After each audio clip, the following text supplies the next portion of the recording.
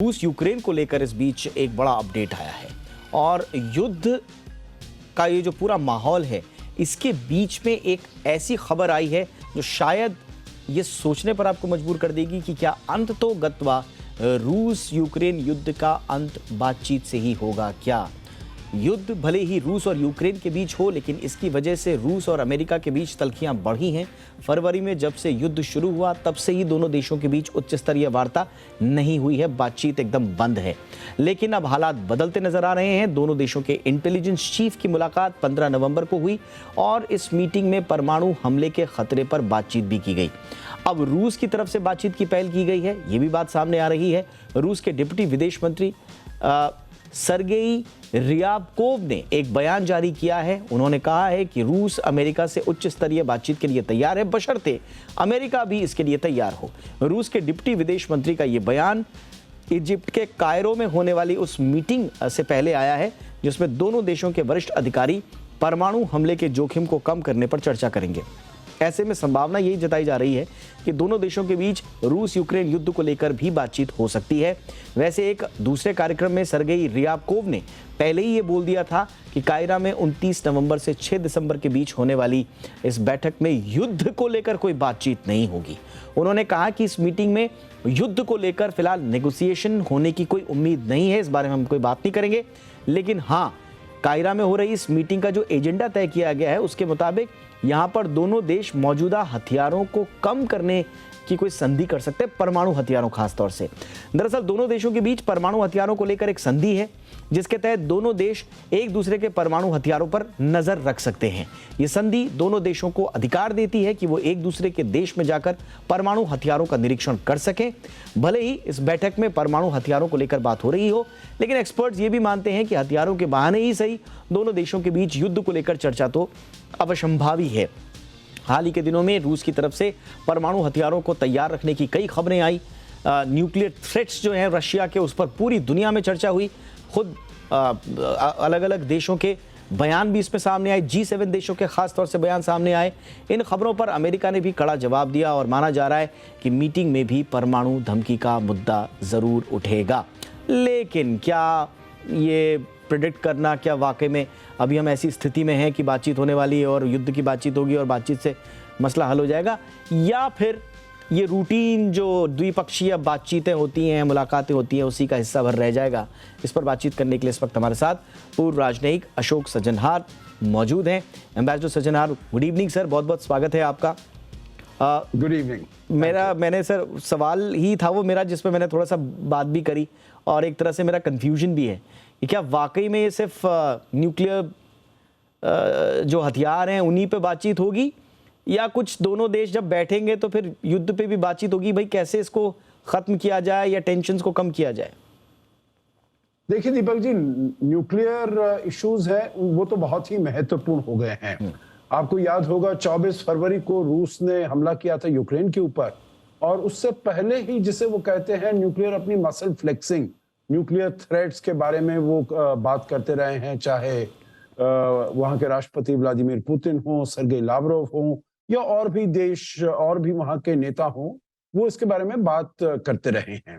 और आपने ये भी देखा होगा जो अभी बाली इंडोनेशिया में जो G20 का समिट हुआ है, उसमें बाली डिक्लेरेशन में भी ये कहा गया है जो nuclear use of nuclear weapons या न्यूक्लियर थ्रेट बिल्कुल ही एक्सेप्टेबल नहीं है। आपने ये भी देखा होगा जो रीड आउट आया था जब राष्ट्रपति जो बाइडेन की और चीन के राष्ट्रपति शी जिनपिंग की बात हुई थी, तो उन दोनों ने भी दोनों ने ये अग्रीमेंट किया था जो न्यूक्लियर थ्रेट या न्यूक्लियर वेपन्स का इस्तेमाल बिल्कुल ही इसको मना करना चाहिए, बंद करना चाहिए। और ये उन्होंने कहा था ये संदेश रूस को भी दिया जाएगा। तो इसीलिए यकीनन ये जो खतरा है बहुत बड़ा सा होकर उभरा है जब से ये रूस और यूक्रेन का युद्ध हो रहा है। तो इसीलिए उसके बारे में तो बातचीत होगी और कुछ ना कुछ इसके ऊपर निष्कर्ष निकालने का प्रयास किया जाएगा।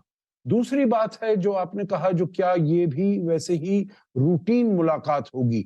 देखिए आजकल रूस और अमेरिका के बीच में कोई रूटीन मुलाकात नहीं हो रही है। एक्चुअली रूस अमेरिका और चीन के बीच में भी, तो इसीलिए ये जो शी जिनपिंग और राष्ट्रपति जो बाइडेन के बीच मुलाकात थी, इसको पूरी दुनिया ने बहुत ध्यानपूर्वक देखा सुना उसके बाद। तो अभी भी जो मुलाकात होगी यहाँ पर इजिप्ट में, इसको बहुत ध्यान से देखा जाएगा। अब ये तो है जो सर्गेई ryabkov ज्यादा सीनियर नहीं है, परंतु मेरे विचार से उनको जरूर इसके बारे में कुछ डायरेक्शंस दिए जाएंगे क्रेमलिन से, जो कैसे बात कर सकते हैं।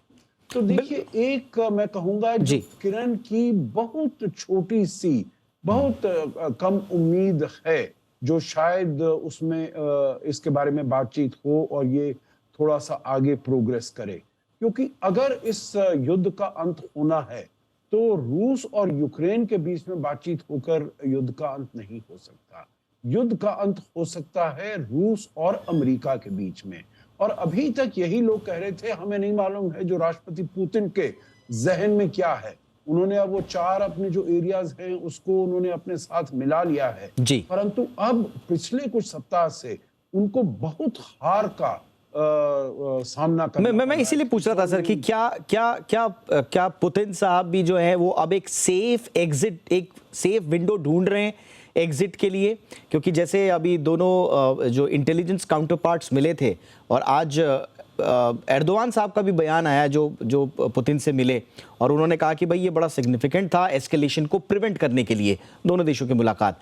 तो क्या आप मान रहे हैं कि रशिया भी एक विंडो ढूंढ रहा है अब सेफ एग्जिट का, कि भैया जो हमने करना था हमने कर दिया, अब गलती हुई या जो भी हुआ, लेकिन अब एक सेफ एग्जिट मार लिया जाए अब, क्योंकि युद्ध शायद अफोर्ड नहीं कर पा रहा है रशिया।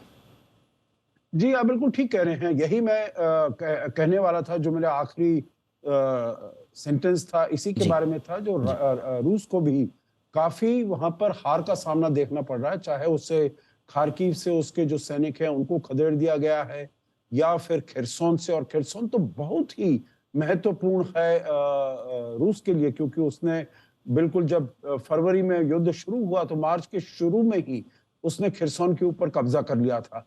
और खेरसोन एक ऐसा वो क्षेत्र है, एक प्रांत है जिसको उसने अपने साथ मिलाया है।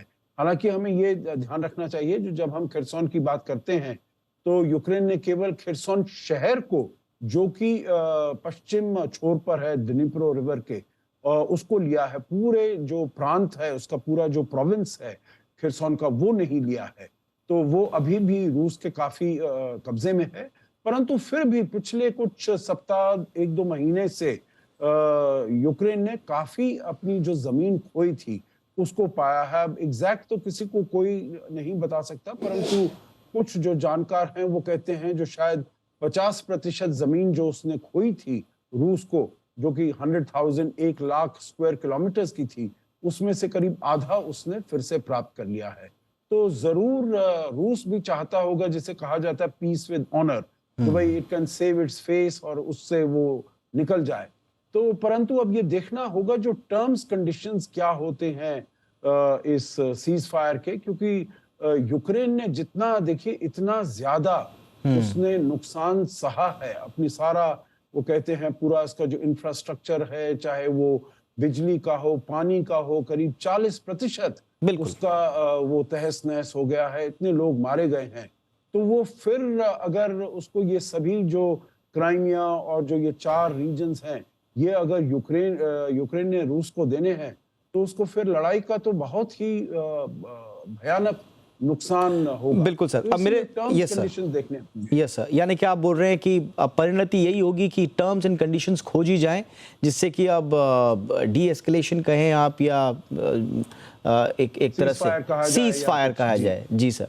लेकिन सर मैं रशिया के भीतर का अंदाजा लगाना चाह रहा हूं और थोड़ा सा आप अपने अनुभव से बताएं, और खास तौर से खेरसोन का जो एग्जाम्पल है, पुतिन साहब के साथ चल क्या रहा है? उनके मिलिट्री जनरल्स आपस में बातचीत करते हैं कि आप खेरसोन से हट जाइए, हमारे पास बैकअप नहीं है, वहां पर हमारे पास राशन देने का नहीं है, पीछे से हमारे पास हथियार देने के लिए नहीं है, और वो सार्वजनिक हो जाती है।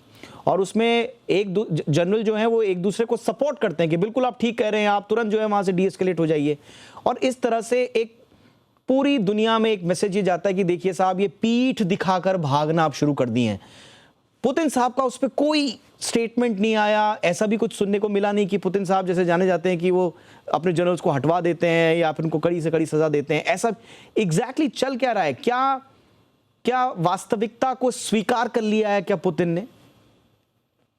नहीं, मेरे विचार से देखिए, जो उनका नजरिया है, सोचने का नजरिया या सॉरी सर, मैं अपना क्वेश्चन पूरा कर दूं। क्या उन्होंने वास्तविकता को स्वीकार कर लिया है, या जो उनके जनरल्स हैं अब वो एक तरह से बगावती तेवर अपना रहे हैं कि पुतिन साहब जो भी बोलते रहे, हमको तो भाई अपने ट्रूप्स को बचाना है? क्या ऐसी स्थिति है? नहीं, ऐसी बात नहीं है। मेरे ख्याल से generals will not speak out of line. जो कुछ भी जनरल्स कहेंगे वो राष्ट्रपति पुतिन को बताकर उनकी हामी, उनका अप्रूवल लेकर ही वो कहेंगे। कोई ऐसे वो आउट ऑफ लाइन वो नहीं बोलेगा। परंतु पुतिन के दिमाग में क्या चल रहा है ये तो कोई नहीं जानता है, क्योंकि उन्होंने जो भी अपने अपोनेंट्स थे, ऑपोजिशन थे, सबको उन्होंने अपने देश में खत्म कर दिया है। दूसरी बात है, वहां पर देखिए राष्ट्रपति पुतिन का सपोर्ट अभी तक बहुत अधिक है। चाहे वो वॉर के बारे में शायद थोड़ा सा वो कम हो गया हो, परंतु फिर भी वहां के लोग ये मानते हैं जो राष्ट्रपति पुतिन ने किया है यूक्रेन को, वहां से हमको खतरा था, नेटो हमारे ऊपर हमला करने वाला था, तो इसीलिए जो उन्होंने किया है वो अच्छा किया है। देखिए, पिछले कुछ सप्ताह तक वहां पर जो वॉर फ्रंट से खबरें आ रही थी वो बहुत ही सैनिटाइज थी। जो रूस बहुत अच्छा कर रहा है, हर जगह पर, हर फ्रंट पर वो कामयाब हो रहा है, उसने इतना टेरिटरी वहां पर से ऑक्यूपाई कर लिया है, कैप्चर कर लिया है। परंतु फिर भी लोग वहां के सोचते समझते थे, जो हम कीव के पास गए, हमने अपने 64 किलोमीटर का वो कॉन्वॉय लगाए रखा कितने सप्ताह तक, और उसको हमको फिर रिट्रीट करना पड़ा। ये 3 बारी इन्होंने अपने जो यूक्रेन कमांड के जो जनरल थे उनको बदलना पड़ा। अब देखिए, कोई ऐसे जनरल्स बदलता नहीं है जब युद्ध चल रहा हो। बहुत ही गंभीर हालात में या तो जनरल मारे गए हों या बहुत जख्मी हो, घायल हो, तभी बदले जाते हैं। अगर उन्होंने बदले हैं 3-3 मर्तबा, तो इसका मतलब है जो युद्ध उनके अनुसार नहीं चल रहा है। और इसीलिए वो वहां पर जो उनके लिए ह्यूमिलिएशन तो बहुत है, परंतु वो चाहते हैं पुतिन साहब, जो जिसे कहा जाता है ना टेफ्लॉन लीडर, जो भाई जो भी नेगेटिव है वो उनके जनरल्स पर आए, भाई उन्होंने डिसीजन लिया है, उसका कोई भी प्रभाव पुतिन की पॉपुलैरिटी पर ना पड़े। और अभी तक यही देखने को मिला है दीपक जी, जो उनकी पॉपुलैरिटी किसी प्रकार से, जो भी इनके सेटबैक्स हुए हैं, चाहे वो मस्कोवा उनकी जो वॉरशिप थी उसको डुबो दिया गया, या ये जो क्राइमिया ब्रिज के ऊपर हमला किया गया उसके ऊपर, तो इनके ऊपर कोई उसका असर नहीं पड़ा है। तो अब परंतु शायद वो समझ रहे हैं जो आगे चलना, इसको युद्ध को ले जाना उनके लिए काफी मुश्किल साबित हो रहा है, काफी महंगा भी पड़ रहा है। और शायद ये जो जितना युद्ध लंबा खिंच गया, ये शायद एक्सपेक्ट नहीं किया होगा पुतिन साहब ने। तो शायद जीत हार की बात अब नहीं है, बट अफोर्डेबिलिटी की बात जरूर हो गई है, और इसी इर्द गिर्द शायद अब पुतिन सोच रहे हैं। आखिरी सवाल सर, और जो बिल्कुल सीधा सवाल है, जो शायद आज की चर्चा का क्रक्स भी होगा, क्या युद्ध खत्म होने वाला है sir? I don't think anyone can say. अभी तक अगर ये जो बातचीत होती है इसका कुछ हल नहीं निकलता है, तो यही समझा जा रहा है जो ये सर्दी के मौसम में ये बिल्कुल एकदम थोड़े ठंडे स्तर पर हो जाएगा, और फिर दोनों साइड तैयारी करके जब फरवरी मार्च होगा, जब बर्फें थोड़ी पिघलनी शुरू होंगी, तो यूक्रेन में भी और सैन्य सामान आ जाएगा नेटो की तरफ से, और वो फिर से ये इसमें शुरू हो जाएंगे। तो अभी मेरे विचार से ये सोचना जो युद्ध खत्म होने की कगार पर है, तो आई थिंक ये कोई भी जमीनी बात इसकी तरफ इंडिकेट नहीं करती है। Thank you so much sir, आपने वक्त निकाला हमारे दर्शकों के लिए और इस मुद्दे पर अपना विश्लेषण दिया। Thank you sir.